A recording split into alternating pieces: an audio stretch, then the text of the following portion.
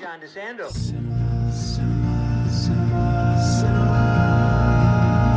Classics, let's go to the movies and share some popcorn, soda pop with our friends.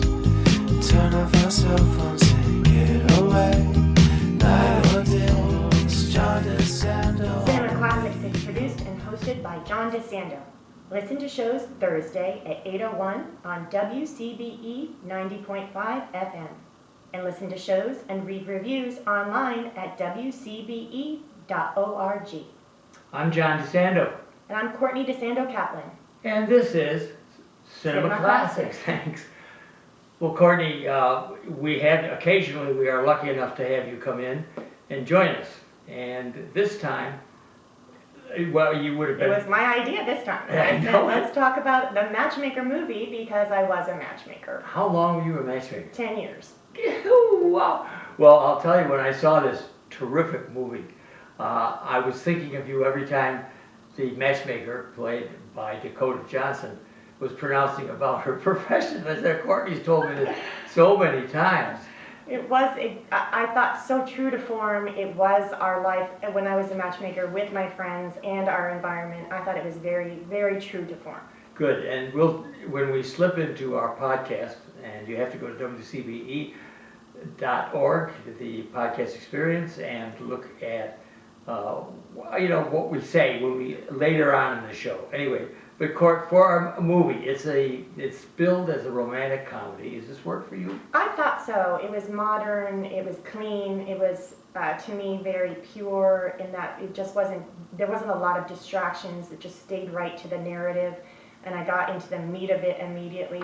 I thought it represented that generation very well, and also again my profession very well. I thought it was just soft and lovely and luxurious. Yeah, the hook in this is that, and the irony of this is, and we'll ask you later on if this ever happened to you, is that the matchmaker played very efficiently by Dakota Johnson. I mean, she was cool. So beautiful, and I thought excruciatingly thin, but that's the right, was yeah. Extraordinarily thin. They had a nice tracking shot of her going to work. Oh yes, in her boots and her short. I thought to myself, I could have worn that outfit in every decade of my life, and that outfit would have worked. Yeah, it's such a beautiful walk through the city. Yeah, so she's very coolly efficient. Yeah. Now, in that profession, she makes only $80,000 a year. And honestly, that is right on point. That was how much I made. In DC, in Dallas, San Francisco, Beverly Hills, I made about 70 to 80. That was, 10 years ago, so that was pretty true. Yeah. The crux in this movie for me, because I think it is really a romantic comedy, but not at all as light as many. Not light, no. Not light at all. It is serious about it. It's good conversations about heavy subjects. Yeah, Yes. And it is about love and money. It is about money and how money impacts love. Have Right.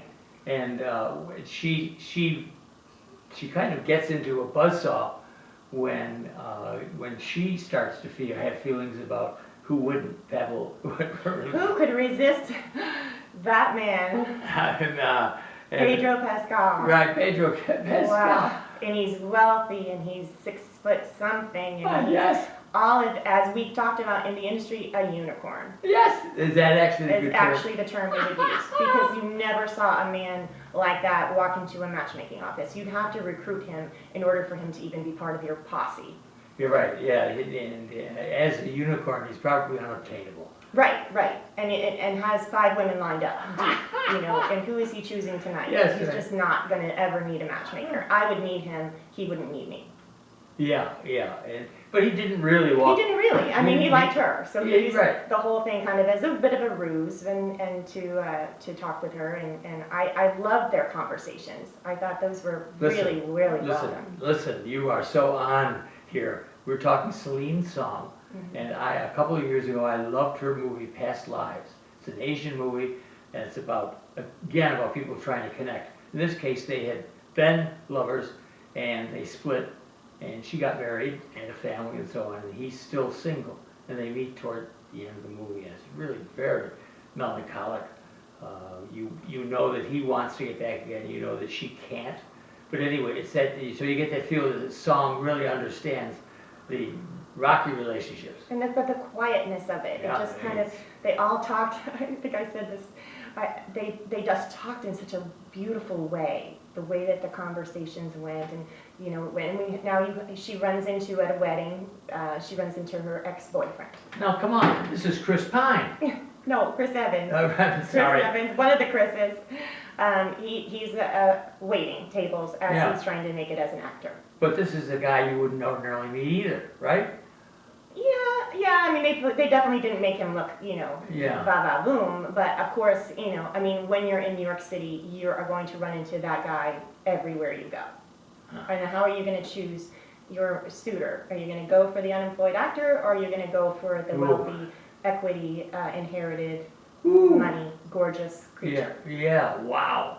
I know. I thought it was really, really an important distinction between love and the money. And I think I knew where a song was going with it. I did too. I almost hoped she veered off in the direction that I didn't think she was going to go, and somehow that was going to be my happy ending, but I think we could see from a mile away how the ending was going to come Yeah.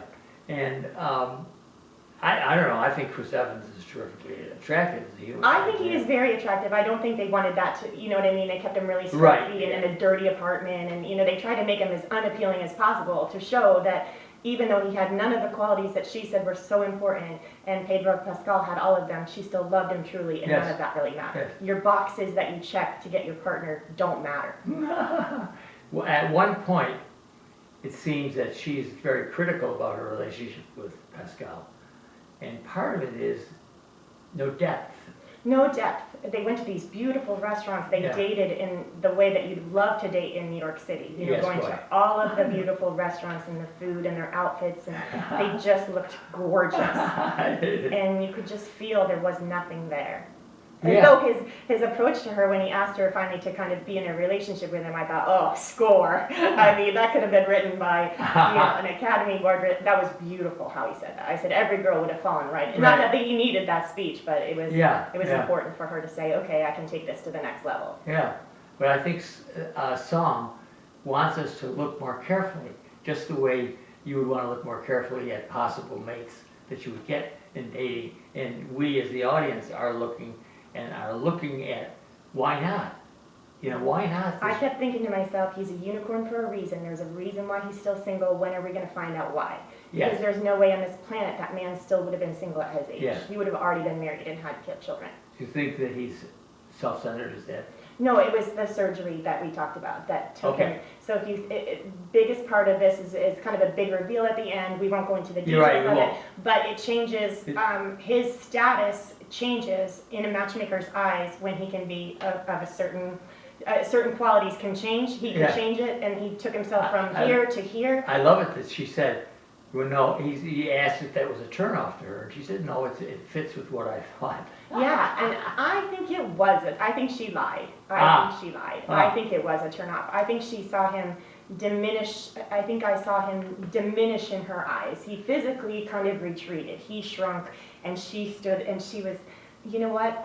She didn't want to offend him, I don't think. It was such a huge deal that he did that. She did not want to personally offend him, but at the same time, in her eyes, she wanted him to be that unicorn without help.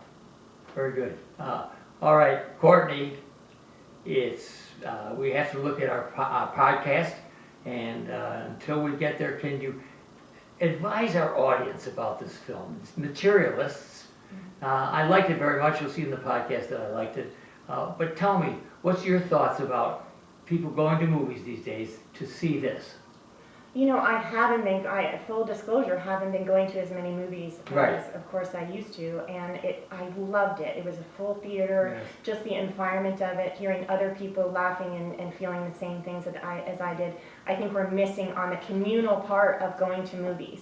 It's not that you can watch it on your couch. It's that you're going and you've all chosen this moment in time to go see this very thing. Well, listen, this may be my favorite rom-com of all time. I thought it was absolutely wonderful. And as you're indicating, because the writing is superb. Absolutely. You And- get drawn right in. Right, and I think she is very cool. Really cool. Yeah, and wow, what good actors they selected, aren't they? They did. They elevated I it. mean, It how could have did- just yeah. been a Jennifer Lopez-y kind of thing. Yeah, but oh, yeah. We got the best.